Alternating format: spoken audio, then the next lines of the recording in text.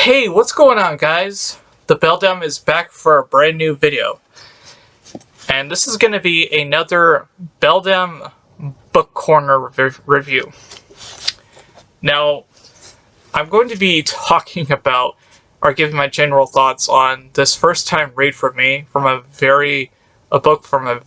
first time published book from a very well-known author. And just bear with me. I'm being completely serious here, and this is my first time reading it. I'm going to be talking about Stephen King's Carrie. Now, my introduction to Stephen King goes way back. Like, I didn't read any of his books growing up, but I was always familiar with his film adaptations. The very first one that introduced me to King himself was the It miniseries.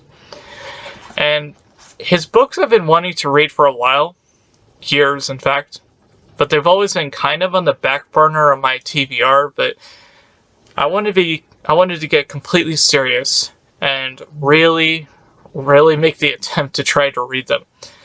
I don't know if I'm going to read all of them though.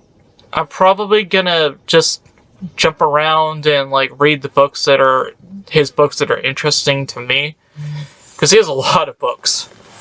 I'll probably read some of his short stories and stuff, but I wanted to read his very first published novel. And I think this is going to be interesting because this is told from a teenage girl's perspective, and there's nothing wrong with that. But this book is a product of its time. It was written in 1974, and the writing in this really does showcase that. Most of it doesn't really age very well, but this isn't me just attacking it. This is just me reading this in 2022. Even when I was listening to the audio of it, which was narrated by Sissy Spacek herself. And sorry about the glare. I'm gonna put that down. And even in the audio, prior to the audio reading, Stephen King actually gives an introduction. He gives a little bit of a backstory to how this book came to be. I'm gonna...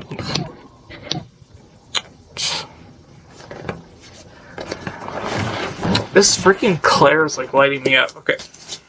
I'm gonna try to... Okay. So, hopefully the audio doesn't cut out. As I was saying, King himself gives a prelude on the audiobook, and he gives a description of his history with this book. And he even says that this book is a little bit dated. And it kind of is. It's an enjoyable read. But I've seen the Brian De Palma film first, way before reading this. And for the most part, De Palma's film is probably the most accurate to this book. I mean, the ending is the ending is very different than how it plays out in the movie. But for the most part, the film, I'm not trying to make this a comparison between the film and the book, but it's just a very faithful adaptation. And you gotta this is kind of your typical, the characters in this are just, if you've seen the movie, you know how this all plays out, but this book, it adds a little bit more to the movie because the movie is a visual representation and this is a print representation, so Stephen King added a lot more in description of how, certain scenes were added, and they were added into the the aftermath of how Carrie, after she demolished her school, and this is all taking place like this. The way this book is written is very interesting because, as we all know, those who've read this book have known that this book is told in and its fair share of newspaper clippings and articles and stuff from books on psychology and telekinesis, and then there's this whole White Commission court hearing about people who are telling what happened during the events of the aftermath of the prom, when Carrie was basically unleashed hell on these students after we all know the infamous event that took place at the prom. And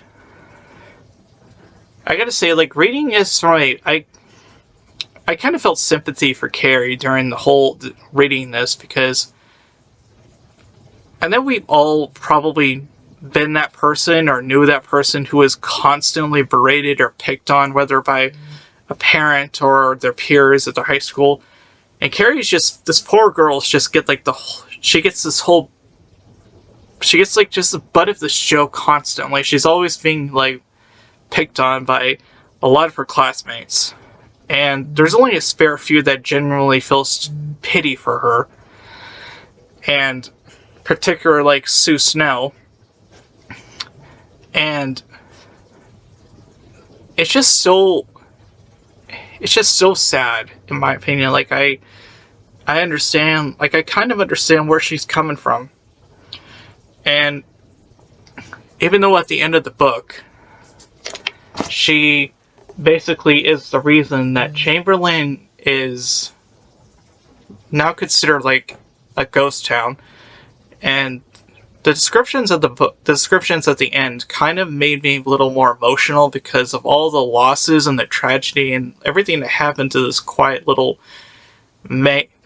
town in Maine, all because of Carrie. She's the reason, and she's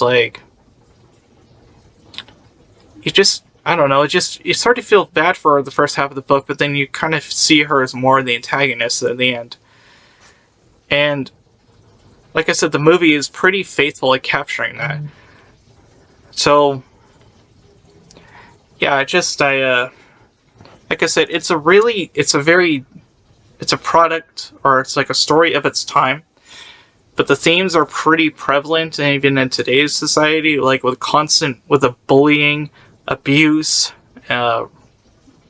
very, very heavy-handed religion themes in this. And it's funny, and it's interesting because we all know that King based Carrie White off of 2 real-life girls that he knew.